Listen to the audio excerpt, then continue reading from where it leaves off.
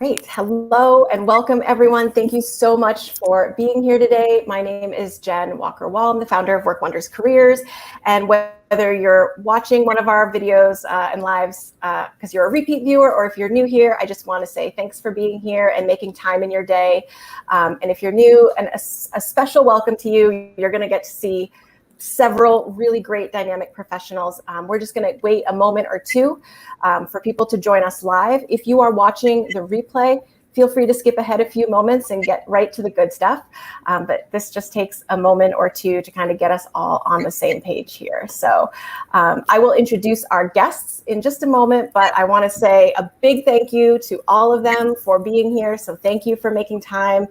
I know short weeks are like nuts weeks for adults, right? Like I feel like long weekends and short weeks were fun as kids, and as adults, they're just mayhem. So thank you for making time this week to be here. Let me just see, make sure all my settings are right. Good. All right, awesome. While I wait just another minute, if you are here and watching, please feel free to say hello and let us know where you're watching from today. We'd love to hear that from you. Also, would love to invite you to make sure that you're following either Work Wonders Careers or me here, because we go live almost every Wednesday with career and job search advice. And we'd love to have all of you and all of your questions and ideas for topics. So feel free to send us a DM if there was something you were hoping that we would cover here. There we go. Okay. I think I'm doing everything right. Sara, Suhayl. Okay. I haven't heard from Nicole yet, so that's the only reason. Nicole, if you're here. All right, I see you. Tefta, welcome. Thank you for letting me know. I'm always just hoping we're not talking to ourselves into the ether here. Hi, Alyssa. Great to have you. Awesome, Katie. So this is the sign that I'm looking for. Awesome. Wonderful.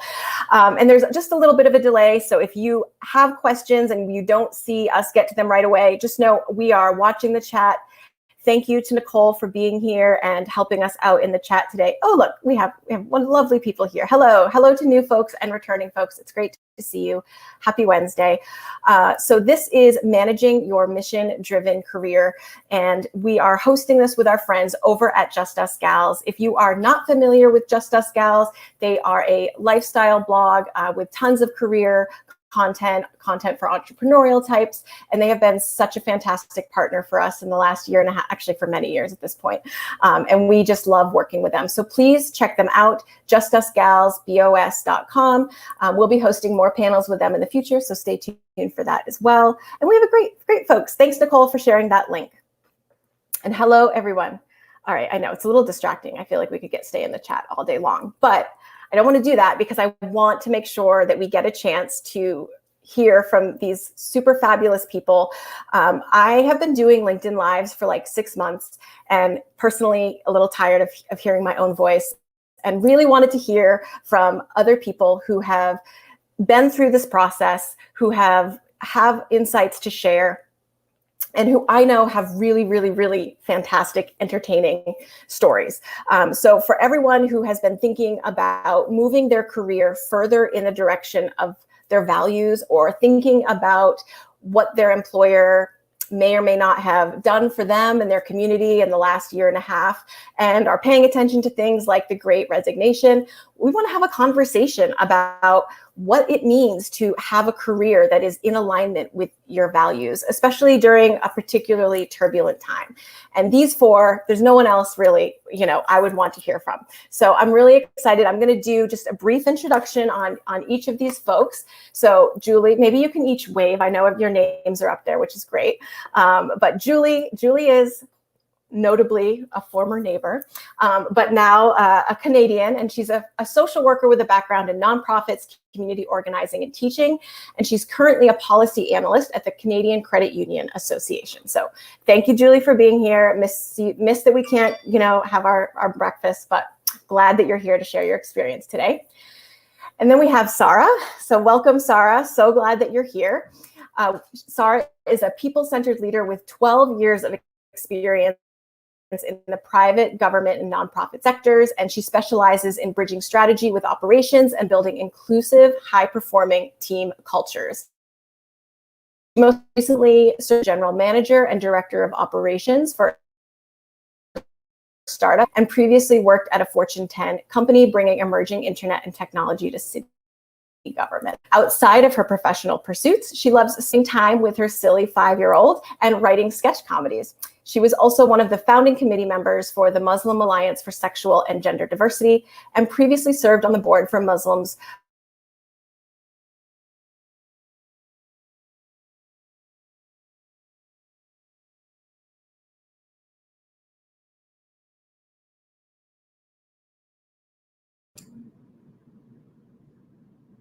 Looks like we lost Jen.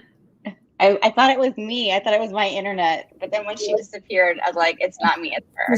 So, all right, I told you we were just going with it. Thank you. I don't know how long I was gone for. Sara, did I get to read your whole bio or no? I think you got through most of it. Most of it? Okay, well, I wanted to make sure they heard about your silly 5-year-old. I thought that was fun and important. Yes. Okay. All right, I'm not sure what happened because I actually show full internet bars. So we'll see if this persists. Hopefully it doesn't. And Sarah Sung is an experienced account manager and leader with a passion for social impact, and is currently able to combine both of her interests as director of account management at a socially responsible investing fintech startup. She holds a BS in business administration from BU, Boston University, and an MBA from Columbia. And Suhayl, my friend Suhayl, has learned the language and flavor of palate development during her 8 years of working for Taza Chocolate. That was a good time to know Suhayl because wherever she showed up in this city, she was giving away delicious, amazing chocolate. So sorry if you missed that window, but she still has goodies, I think. She traces her love of wine and spirits back to visiting family in the Dominican Republic, and she has a natural curiosity for food culture, food knowledge, enthusiasm for wine. I think I share her enthusiasm for wine and spirits as well, and extensive experience in consumer retail and marketing. She is currently a wine intern at Urban Grape, which sounds, I don't like to use the term dream job, but like it sounds like a good professional development opportunity, Suhayl. That's what I'll call it.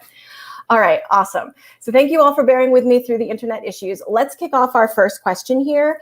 We're going to start with Julie. And the first question I want to pose to each of you and have you each chime in on, if you're willing, is what does it mean to be a mission-driven professional? Like, what does that mean and look like for you? Hi, thanks, Jen. Hi, everybody. It's really wonderful to be here. And I think for me, it's changed a little bit over the course of my career. I think, if you'd asked me this question when I was, 22 years old, I would, maybe say, that it would be something, along the lines of, something like, national service, which is a huge part of my my background. But I think I've kind of come to see that it's a really individualized answer, and that and it's flexible and it's evolving and changing. So what is mission driven for someone who's at a certain stage in their career might look different, for someone who's just starting out. And so I think for me, what I've learned the most is, what it is for one person might not be the same for somebody else. And so that, someone who's really passionate about, I'm thinking about chocolate now. Someone who's really, passionate about chocolate, maybe, to kind of give that, to make us all think about chocolate, is to really think about how that is connected to larger systems. So as a macro social worker, I think a lot about systemic, oppression, systemic influence in all of the institutions that we're a part of. And so for me, mission-driven, professional now really thinks about how is the work I'm doing connected to dismantling systems of oppression and dismantling, lack of opportunities and creating opportunities for more inclusivity, but also growth for myself and growth for my profession. So as like I said, as a macro social worker, kind of that kind of systemic lens is what I think about for in terms of my own personal professional mission and personal mission. But I think it's something that, that might be interpreted differently depending on the person and where they're at in their lives. But I think kind of as an overall, I guess, question is, what does that look like in your professional career? How does your professional career kind of put that mission of acknowledging and talking about those systems of oppression into the conversation in society? What are you doing to kind of create that? And it can be very different, like I said, depending on each person. So that was a little bit of a curveball, I think, but I think that's kind of what I've come to at this point in my career in terms of what it means to me to be a mission-driven professional. Yeah, totally. I'm like taking notes because A, I want to learn, and B, I need to follow up with you on some of these things because there's a lot to dive into. Sara, do you want to pick us up? Sure. Yeah, my mind is blown, Julie, because I had never heard of a macro social worker before, and I just think that's such an important role to play. And I've been thinking a lot about the tensions between like very individualized one-on-one work and systemic change, and how they often seem to be diametrically opposed. But anyway, so this question, I feel like it is such a loaded term, Jen, like what is a mission-driven professional? And it can mean so many different things. And I feel like everybody is espousing to be mission-driven these days. And so I've really been thinking about what is it at its core? What does it mean to be mission-driven? And I think for me at its most fundamental level, it's really about not being interested in more than just making rich people richer, honestly, when it comes to my professional pursuits and what is the end result yielding, and thinking more deeply and intentionally on being willing to put into motion a vision for, how to generate more healing in this world and how to support our diversity of communities who have been historically excluded, in uplifting and supporting community. And there's so many different ways and shapes and forms that can take, as Julie was, just mentioning. It can manifest in so many different ways. And for me, I've been thinking a lot. I'm a member of the Great Resignation, and I'm actually currently on a sabbatical, which we can talk more about.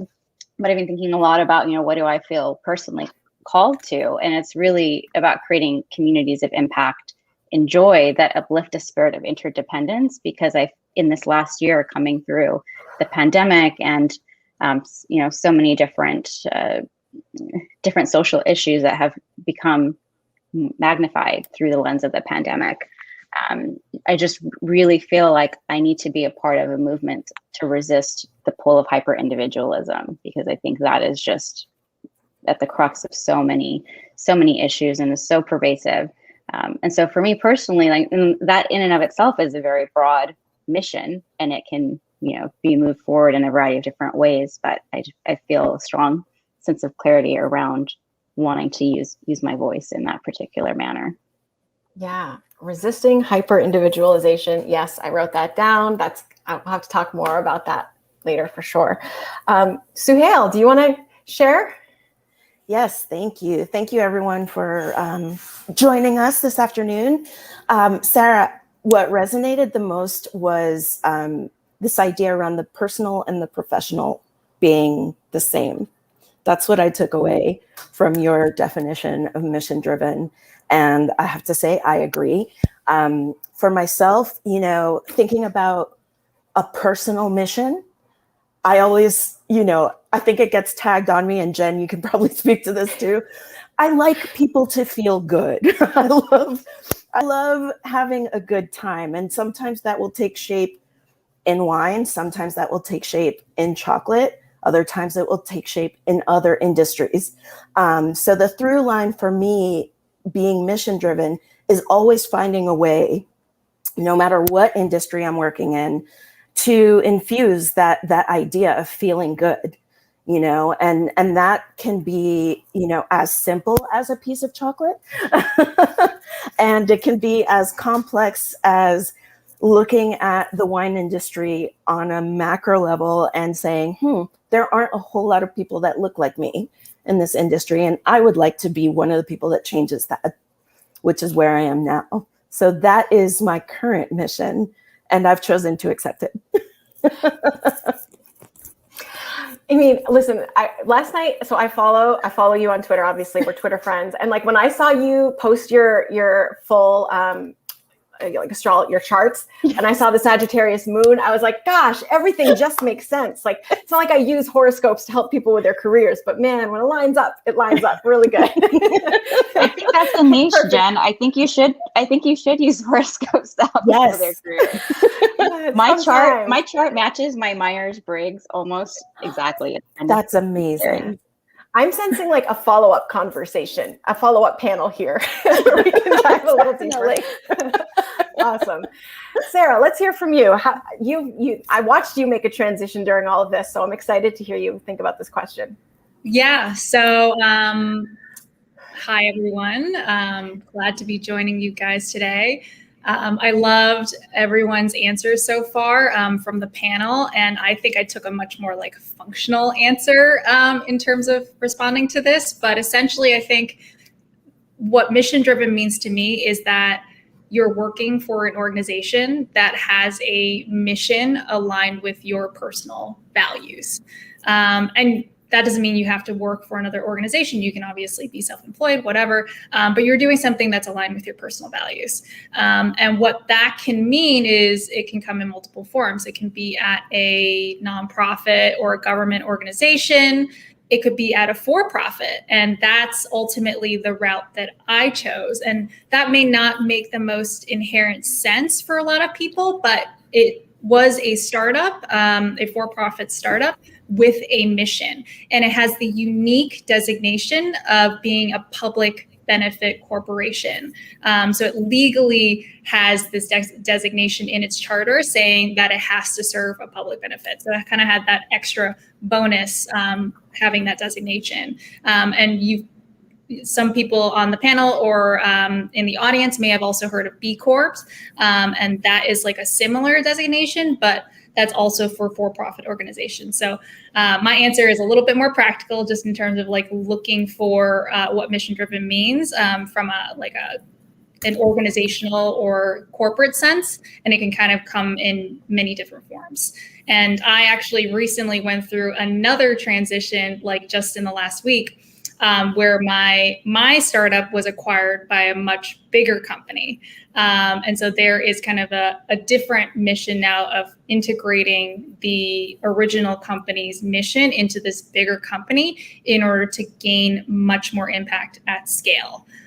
So more to come on that. And we're not officially, part of the organization yet, but we'll see how that plays out. I love this. I mean, there's a reason I asked the four of you, and it's because I thought you all would come to this with like a slightly different orientation. And I think what I love is watching people figure this out for themselves, like what combination of like as someone who comes from the nonprofit sector, like you'll never find me thinking that's the only place good work can happen or happens with, or that was even like a healthy work environment for a lot of people. And so I'm always really fascinated by like the paths people create for themselves when they really wrestle with difficult questions and make concessions, right? As we all do to kind of have a job in many ways. So I'm curious and would love to hear more. You all have such great, strong perspectives. But I'm wondering how the last 15, 16 months has changed or shifted things for you. I'll just say personally, like, I don't know that I think differently than I did 15 months ago. The same things still matter, but they seem to matter a lot more, and they matter a lot more urgently. And so I'll just open it up if anyone wants to jump in and share a little bit about how they've been thinking about just the current ongoing full range of events. I'm thinking about the pandemic. I'm thinking about elections. I'm thinking about Black Lives Matter. I'm thinking about violence against Asian communities. I think that's the tip of the iceberg, really. So I'm just curious. Let me open that up and see if someone wants to jump in.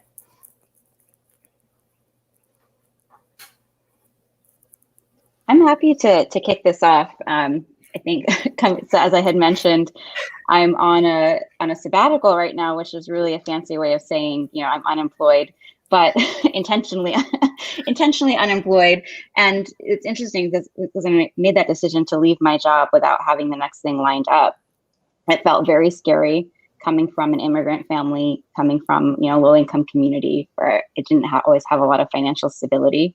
So it felt really bold and scary. And then I read this headline the other day about the Great Resignation, and it was like 4 million people have quit their job in April. So I was like, okay, I'm one of those. I'm one of 4 million.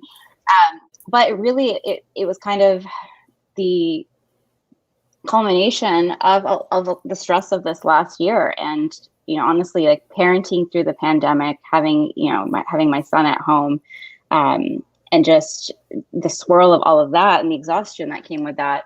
And then I think secondly, what happened is there was nothing to really anchor me outside of work, right? Like, because I was working from home and working remotely, which I realized in and of itself is a privilege that not a lot of folks had. But I didn't have any quote unquote balance in my life. I just fully leaned into work because it was the only consistent, constant thing that I had. And I feel like I lost myself in that process. And the sabbatical has been an opportunity to really recalibrate around my values and what is most important to me. And I think I've come out of it thinking a lot more intentionally around having the balance and space to focus on other aspects of myself that are not career related.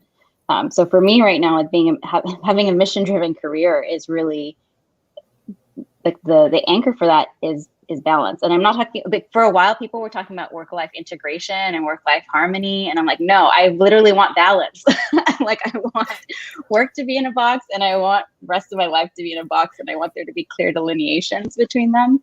And so I'm actually not necessarily thinking about work as having to be the source of my fulfillment anymore, and thinking a lot more through the lens of a portfolio career or portfolio life.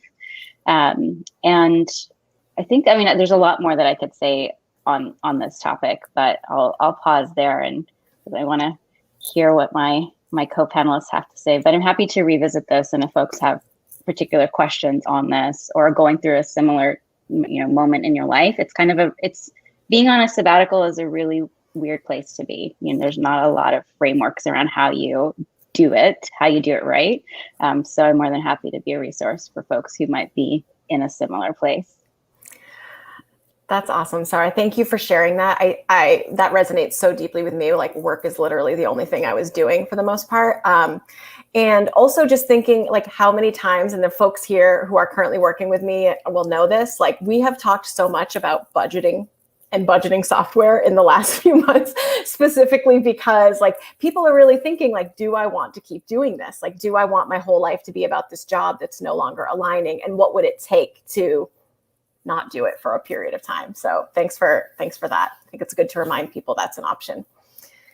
Anyone else want to share like what's come to light for them in the last 15 months that they've noticed? Sure. Jen and I worked very closely last year. But yeah, I didn't think that after like 15 months, I would have 3 jobs, not just 1 or 2, but 3. But essentially, when the pandemic started and when we were all under lockdown, I had so much time to just sit home and reflect and really think, is this what I want to be doing with a third of my life, maybe 2/3 of my life, right, is spent at work. So do I want to spend 1/3 to 2/3 of my time really doing this? And really just sitting down and reflecting, if this is not what I want to do, what do I want to do? And how do I find an organization that kind of fits that goal? And so it was working with Jen, and then also just kind of like doing some self-reflection, like what are the aspects that I really like about work? I like small companies. I like fast-paced companies. I like things, I like to be able to see the impact that I'm having. And I like the role that I'm in, which is working with clients. So just trying to like figure out like what are those attributes I like, or maybe even the attributes that I didn't like. I don't like slow-paced things. I don't like, bureaucracy. I don't like those types of things. And making sure that when I was looking, that the companies that I was looking at kind of fit those criteria. And then just kind of going from there. And so Jen and I were able to like work together closely. And then I was able to find the job that I currently have now, which is great. And then 8 months later, it got acquired. So now I'm in a new position of figuring out how do I continue to integrate the values that I had identified earlier last year into this new organization and into this new function. So yeah, it's just so funny that this panel is happening right now because the timing is so crazy. But yeah, there's honestly just a lot of like question marks right now that I haven't had the chance to answer yet. Yeah. Ooh, well, I look forward to hearing more about that. Suhayl, Julie, either of you? Yeah, go ahead. Yes. Hi. So the past 15 months have pretty much shaken everything I thought I knew about work. And, you know, for the first time in my life, I'm finding ways to pursue multiple things that I'm passionate about and not feel that I'm dropping one for another or leaving one for another. And also not necessarily relying on work to be the place where I find fulfillment socially, you know, intellectually, and so on. And thanks, COVID, I guess. But really, you know, it's been amazing for me to be able to approach work in this way, and also to see so many great examples of people who are doing exactly that, making a portfolio career happen for themselves. And, you know, really taking the parts that you really love. Thank you, Sara, for that. And saying, okay, I'm going to build something based on these values for myself, as opposed to waiting for some company to do it for you. Yeah, we have some snaps. I know I've been like snapping to myself under the table, but I think I'll raise it. I'll raise it for that one for sure. And it's also been really interesting to see sort of like, I think the risks involved in quitting your job and working for yourself, or going to a small company, or having a portfolio career, have so diminished in the scope of what we've seen unfold, that it's been very interesting to watch people sort of like untangle themselves from like old notions of safety and security and what's logical and what makes sense and why we do that, to life is short. Better do. Maybe I got to do something else here. Julie, did you want to chime in?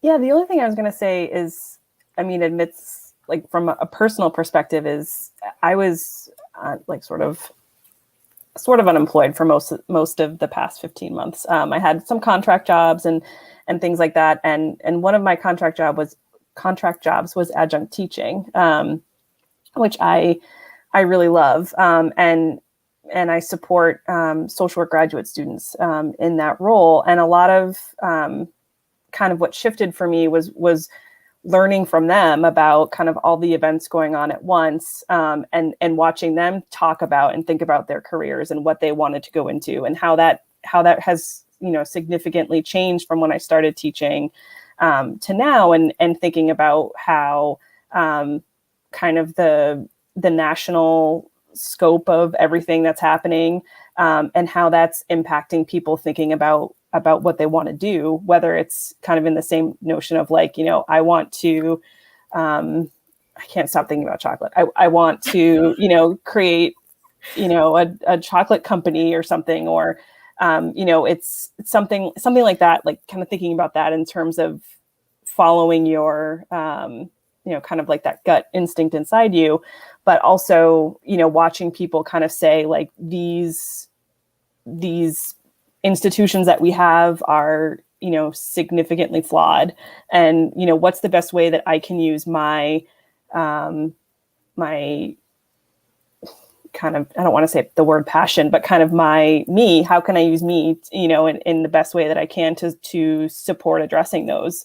And I think that's kind of what I've seen in my role as an adjunct instructor, is kind of like watching people who are thinking about going into social service careers, and thinking about how they can sort of use their expertise differently. Because I think before it was similar. It was like, okay, I'm going to be a social worker, so that means I'm going to work one-on-one with people.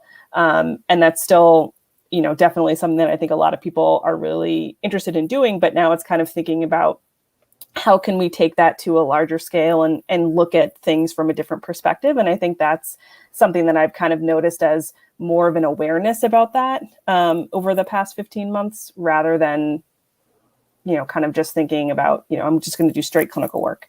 And so I think kind of looking at those kind of two different perspectives and where they were from where I sit, where they were, 15 months ago and where they are now, or I think they're in different places. And I think it's an interesting kind of trajectory as we look forward into career development about what that's going to look like for people. I think about social workers, but just kind of in general, I think it's kind of something that will continue to kind of shift and evolve. Yeah, I mean, I think about that even. So I also teach college. I teach undergraduates, many of who will go to social work school. And so one of the things that I've seen so much of that, it's been very humbling to teach in these times because people who care are deeply invested and feeling a lot about the suffering and harm that has gone on. And I think that it's really something that I guess I've witnessed happen at a much larger scale than ever before in my life is like how that sort of bled into other fields, and outside perhaps the niche areas of social justice where it existed explicitly and exclusively. And I'm thinking about, like diversity, equity, and inclusion and belonging and justice work, and how that's not just the job of a person or an office or a department. Like that's work we all have to do when we show up in the workplace. So there's like a growth of responsibility and interest and awareness that's been like heartening, even in like disheartening times. So I see some comments here in the chat that I would actually really love to pull up. So I'm going to ask one more question and then I'm going to pull up some of these comments for discussion, because I think we should talk about rebranding unemployment, especially, if we're taking some time to reorient ourselves. So would a couple of you be willing to share something like a challenging example, a challenge that you worked through trying to kind of reorient your career or life in the direction of your values and like let us in a little bit about what that looked like for you?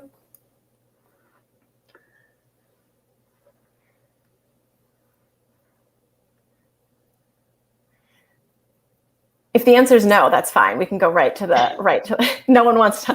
I feel like you just have to pick on somebody, Jen. Just like feel like eeny meeny and pick on someone. I might do that. All right, I'll do that. If I have everyone's permission, it's game on. But Sara, do you want to share? Since I'm off mute. Oh my God.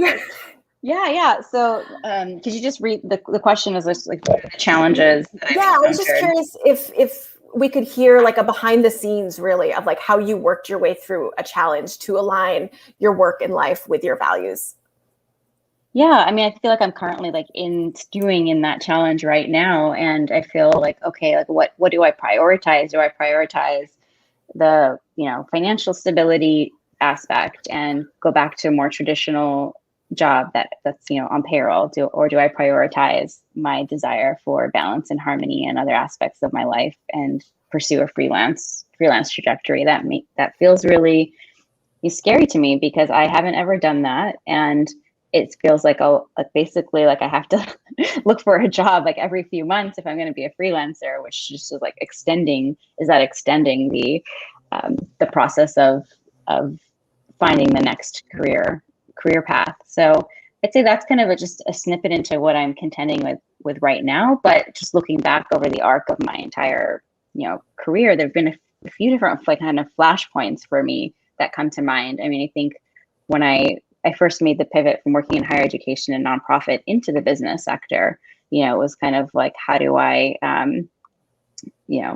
retain my values and pull them through into this new sector that I'm stepping into. And then I think more recently, I came to this sense of clarity that there's a distinction between being mission driven and being values driven. And I think a lot of when I was looking at organizations, right, and I think it's very easy to see an organization that purports strong values, and there was a lot of values alignment that I saw between myself and this organization. But then when I really pulled it back, I was like, it wasn't mission driven. And so there's the distinction that I think about between values and mission. Mission is really like, what are you trying to achieve? Like, what is your product or service, and how is that moving social equity or forward, or how is that healing the world? Because you can have a lot of good folks with good values together in a room, and that in and of itself is really important. But if it's not attached to mission, which is kind of like putting your values into action, I think, I've personally encountered a lot of frustration because I conflated those two and I didn't understand the distinction. So as I step into this next chapter, that's something that I'm just much more aware of. Yeah. So just to follow up on that, and I see we lost Julie. If she comes back, I will add her back to our chat. We might have had some internet issues there. I think it's so true, because I think so many of the professionals I have seen, like, a part of their dissatisfaction is like, not that I see it as an issue of integrity. Like, are you doing the good that you say you are doing? And when the answer is no, it is really exhausting for your staff, right? To make the sacrifice, especially in the nonprofit world where people maybe are willing to give up salary in exchange for, contributing to what feels like a good mission. But the sort of like disorientation that comes from day in and day out, feeling like you're not doing the work that you want to be doing is, it's kind of a life-changing, a life-altering experience. So thanks for giving us another way to think about that. I think there's a distinct, there's some people here that say that resonates. We got a couple of people saying, yeah, that connects. How about you, Suhayl? Any thoughts on this? Any particular challenges you've ever encountered? It's just been smooth sailing, navigating your way into hospitality. In the land of chocolate and wine. Sure. I have to say that, one of the things that is most challenging for me is being part of these industries that are very, very delicious and have all these really amazing soft skills, and then translating those skills back to startups or consulting and thinking about, okay, how do I draw that through line on my experience to show that, yes, I can relate my field marketing experience in chocolate to a tech job as an event manager, or, a consulting gig as a DEI consultant. That's always the challenge for me. It's always been the challenge, because I can always make the through line happen, but I can't always make everyone see it in the way that I do. So, it just takes a lot of creativity. And, it takes a lot of really great people who are willing to see that vision with you and say, okay, yes, you can also do this thing. You are not pigeonholed into one single arena, and let's go and let's make something happen. So I think I've been really fortunate in that respect, but it's not been easy. I think so many people struggle with communicating what they do beyond the nitty-gritty day-to-day of what they do. Right. We get very lost in the weeds, right? And I know we're joking about you drinking wine and eating chocolate. I realize that I'm sure your job entails more than that. We all believe that. I'm like, if I shift another way, there's totally wine bottles behind me. We love that. We love that. Right. Like, you really want to think like there's a broader piece that compels you to this work, and communicating that value and that end result, if you're going to be a consultant, right, is challenging for so many people. So I don't think you're alone there at all. Yeah. And Sara, how about you? Oh, sorry. Go ahead. There was one thing that I've heard from a very good friend who was a colleague for some time and then is now a friend again. And that is, you are the expert of your own experience. Nobody can take that away from you. And if you can bring that to the table and that confidence, then you can pretty much do any job. Honestly, that is so true. And I actually, when I'm writing resumes with clients and I ask them for their advice, they're like, do whatever you want. Like, they're so happy to just like hand it over. And I'm like, actually, this needs to represent you. Yeah. Like, this has to include your experience. And you know that better than anyone, better than any resume writer. And so it's so important, really, that people take ownership, not just over the day-to-day grind of what they do, but the impact that kind of repetitive secular work has in the world is usually pretty profound. Sara, let's hear from you, and then we'll take some comments. Sure. So the challenge that I probably face the most is what I like to call shiny object syndrome. So I love novelty, and I love trying new things, and I'm like, ooh, I can do everything, right? So when I was starting my job search last year, I was like, ooh, this job sounds really exciting. I could do immigration work, or I could do, I could like, I don't know, work on the field in Ethiopia or whatever. And I was just like, Sarah, you need to focus. You just need to like sit down and actually like say, what do you really want to do? Like, where do you really think that you can have the most impact, and also do something that you would feel good about? And so that's kind of where I was like, okay, where can I align like my skill set and then also my passion? And then I was able to like better focus on like, okay, these are kind of the focus areas that I should be looking at versus like, I can do everything and I'm going to apply to everything and I'm going to try, I literally could probably apply to everything and lose my mind, but I would probably not end up in the job that I originally wanted. So focus and not getting distracted, I think, was like the biggest challenge I had to overcome. Oh, yeah, I think you articulated my challenge. Like that is exactly the challenge that I'm so in that challenge right now. I couldn't even articulate it, but hearing you discuss it, Sarah, I'm like, yes. So what is the remedy? Like, how do I focus? I think probably sitting down and doing some thought exercises of like, there's probably some exercises out there that I did and I can try to send them to you. I can't remember exactly where, but there are probably some exercises of just like doing like a skills assessment. Okay, like what am I good at? Like where can I actually contribute, right? And then also doing like a values or interest kind of assessment, and like what are the areas that like what are the top 3 areas that I actually like really would love to focus on, and then try to like marry those two and then find roles in those specific like intersections.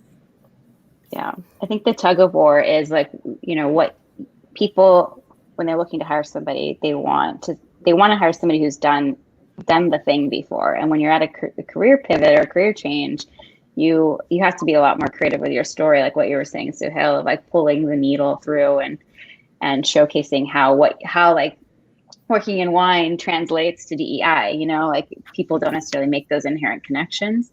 So I think that's where the challenge that I'm stewing in right now is like, okay, where I want to pivot to, I don't necessarily have like the clear trajectory on my resume, and I have to tell a more creative story. And so it's easier to feel like the gravitational pull of like, okay, well, let me just apply for jobs that are similar to what I've done before, and kind of like holding that line, Yeah.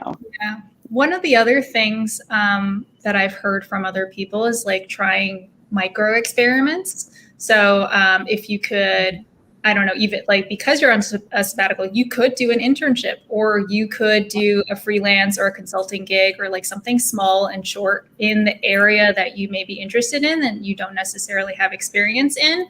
And then that can give you a taste of whether or not you like it. And then also add as a booster on your resume, or even volunteer too. Like Catch a Fire is a really good resource that kind of matches like nonprofits with like different people who have different skill sets. Mm-hmm. So yeah, there's different ways to, I think, like experiment and try it out and then add that experience. Since we're talking about rebranding the sabbatical and, giving time off from work, a fresh, new brand, let me also try to do the same thing with the job search process here, and hear me out on this. I think we resist the job search process so much, usually to the point where like we put it off longer than we should, and we feel like a sense of urgency. But like listening, like Sarah, I hope you don't mind me saying this, had a very efficient job search because she was clear about what the priorities were. And she wasn't making like a ginormous change out of left field where she had no previous experience to successfully leverage. Like there were things in her background that absolutely positioned her well for this kind of move. And sometimes what I notice is that people try to make a practical move, and it doesn't work for them. It doesn't work. It consistently doesn't work. And so sometimes like, I think it's really helpful to say like, what kind of transition am I looking for right now? Am I looking for like a 45-degree shift? Am I looking for an eat, pray, love change my life, 6 months off around the globe situation. And try, you know, and you can use micro experiments with this. Like you can job search for a period of time. But I always tell people who are reluctant to job search that job searching well is going to help you be better in your career overall. It is like, it's communicating your value, it's self-advocacy, it's making decisions that are sometimes challenging and require kind of the full scope and understanding of where you are at in your life. And so if you're resisting the job search, shiny object syndrome is often like what comes up, like, how do I avoid the job search process? Like, let me research leaving the country, which isn't necessarily a terrible idea. Just thinking through, you know, like, what am I actually looking for? Do I want to go back to school? Do I want to take time off from work? Is this the season for that? And for some people, the answer is yes. For some people, the answer is no. For some people, it's no, and then maybe yes. So giving yourself permission to kind of experiment, I think, is actually a very, very good advice. I love a good experiment here. So I've gotten through the other advice that you've given, Jen, that stayed with me is around, you know, making your job search approaching it the way that you want your new job to feel. I've really taken that to heart, and it's really helped me to find a lot more joy in the process and to build community for myself around the job search, which is what I want professionally. So that was a very pivotal paradigm shift. I'm very glad you said that, because I think at the crux of it, if we help you and you don't do that, like we've missed the mark. We can fix resumes and we can fix cover letters as long as the day is, what's the saying? I don't know. We can do it all day long, right? But like, if we're not unlearning some of the unhealthy, toxic, self-defeating behaviors we've learned in the workplace along the way, then everything is just a short-term. It's a short-term win. The long-term win is really getting clear on how you feel and where you thrive, I think. So we're in the business of helping people land good jobs, not just any job. That's a whole different ballgame. Let's talk about some of these comments. I prepared like 8 questions. We're nowhere near through my list, but there's brilliant people in the audience too. So listen, Mary Liz, love Mary Liz. I think we have to be careful about defining a mission-driven way of making the personal professional, and that's something that can really lead to toxic work cultures and burnout. Mm-hmm. Do you want to speak a little bit about how, like, does anyone want to share how they've kind of experienced or balanced this, or maybe you haven't and you have the secret, in which case, please do share that. I can't say that I've balanced it, but my personal time is my personal time. And, when I need to be offline, I 100% am offline. So no matter how exciting or what panel there is to listen to or what podcast you have to check out, I'm done. Like, when I'm out, I'm out. And it's okay to take breaks. It's 100% okay to say, today I am not going to, kind of plug into whatever it is that I'm always thinking about. And it's also okay to tell other people that you're not doing that right now, or, catch me another day, or let's set a time to talk about XYZ. So really creating strong boundaries around when you're working and when you're not, and, really drawing that distinction between the two. I love that. And I also love encouraging other people to do that and modeling that for them. I think that's really impactful too. Yeah. So Sarah, were you going to jump in? Yeah, no, the comment really resonated with me too. And I have a kind of a healthy skepticism towards even the term, I think when it was like, how do you define yourself as a mission-driven professional? And I'm not sure that I do. Like, I'm a mission-driven person. And I have a set of really deep values and a perspective that's important to me. And it may manifest through my professional pursuits, and it may be manifesting through some of my side projects, or some of my community work. And I think we're at a time just generationally where we don't have in previous generations, I think there were a lot stronger anchors in other aspects of identity, like your religious identity, your community identity, your familial identities. And just what I've noticed and observed is really like the prime identity that people focus on. When people ask, the first question they ask usually at a dinner party is like, well, what do you do? And they mean, what do you do professionally? And it's very easy to over-index on your career and have that be your sole source of meaning. And I think for me right now, I'm trying to build and shape a career for myself where I can actively resist that. I don't know what it looks like yet, you know. I feel like quitting your job is a great first step, though. Yeah, it was a first step. It was a very privileged first step, though. I want to definitely voice that, you know, and I feel grateful to be able to absorb the very real financial impact of that decision. But, you know, it's not one that's accessible and available to everyone. And it's definitely not an easy decision to make. For sure. Yeah. Welcome back, Julie. We were just talking about one of the comments from Mary Liz, actually, about the challenges of defining yourself as mission-driven and making the personal professional. Did anyone else want to chime in on that? Or do we all agree it's challenging? Yeah, we all agree it's challenging. Let me see. We've got some good. So Alicia is saying, yes, sabbatical. I need to start referring to my status that way. Sorry, do you want to say a little bit more about that? I'm going to keep popping some of these comments up. Or anyone else who's maybe taken a bit of a sabbatical want to talk about the framing or communication of that to other people? Because that can be hard for folks.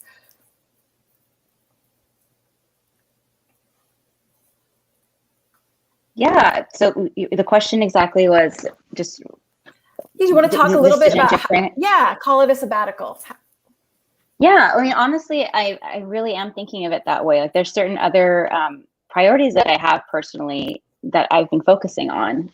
There's been a lot of dedication to my spiritual practice that I focused on during this time.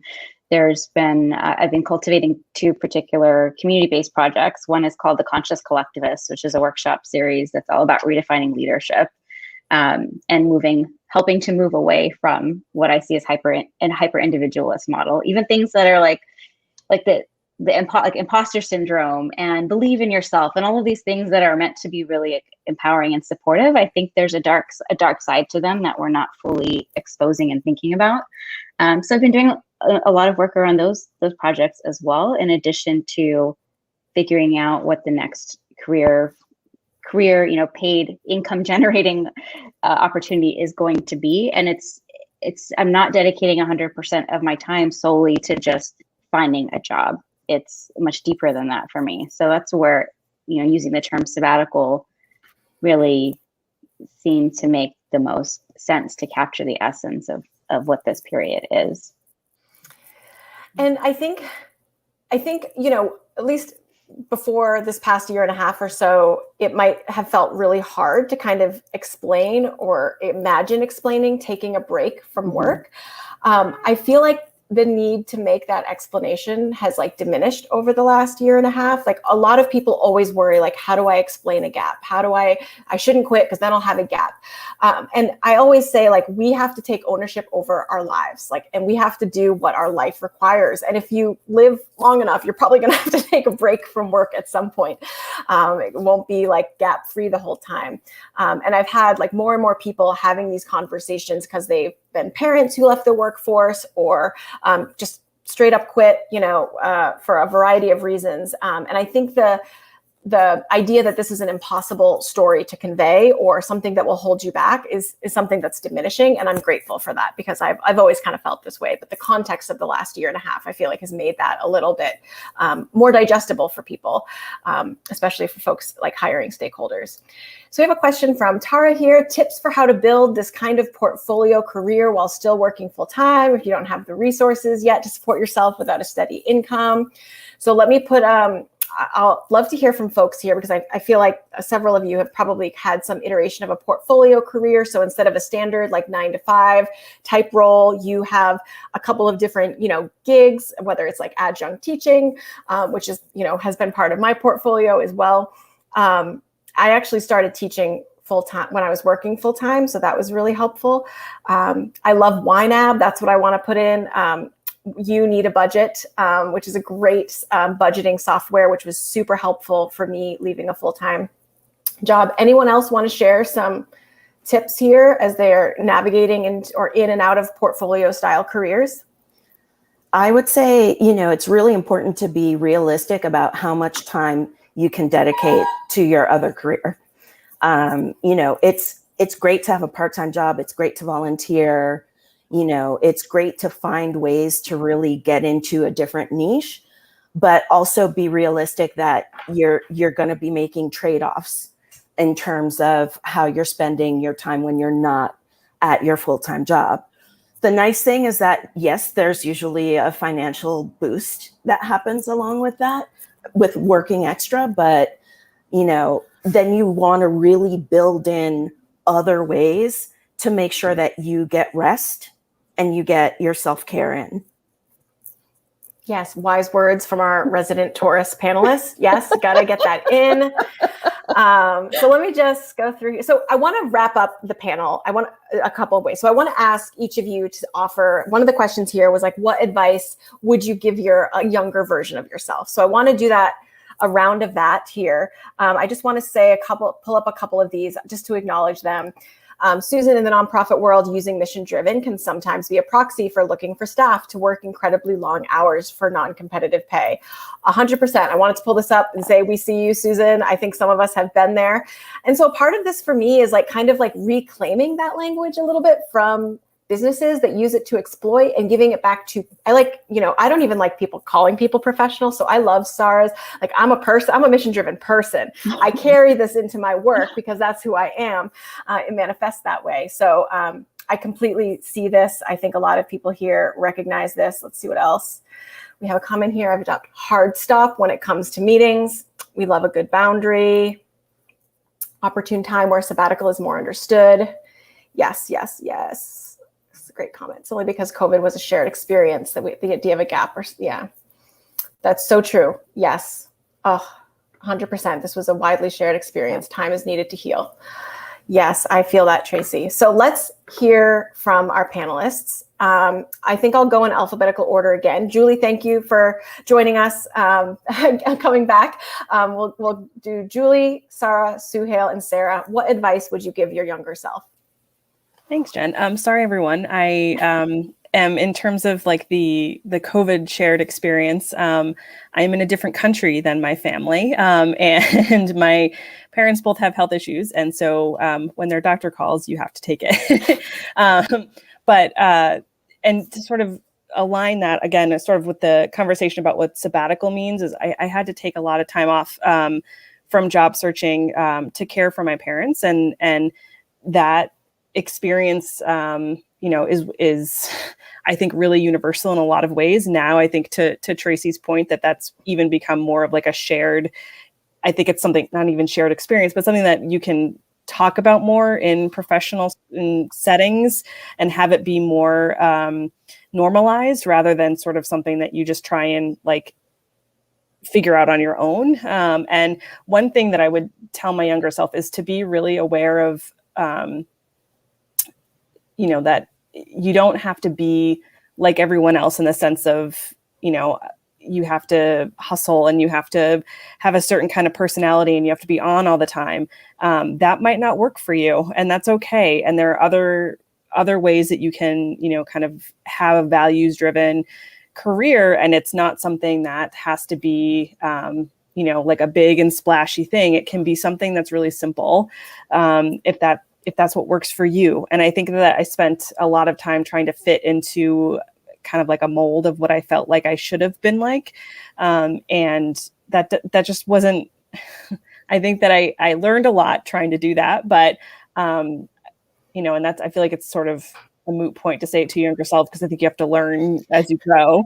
But I feel like the kind of agreement that, we're all not the same and everything is something that is said a lot, but isn't really operationalized. And so I think that that's something that I would really want my younger self to kind of learn, is it's okay to not fit into a mold. And I think that this is something that's happening more and more now, but, when I was in my early 20s, it definitely wasn't.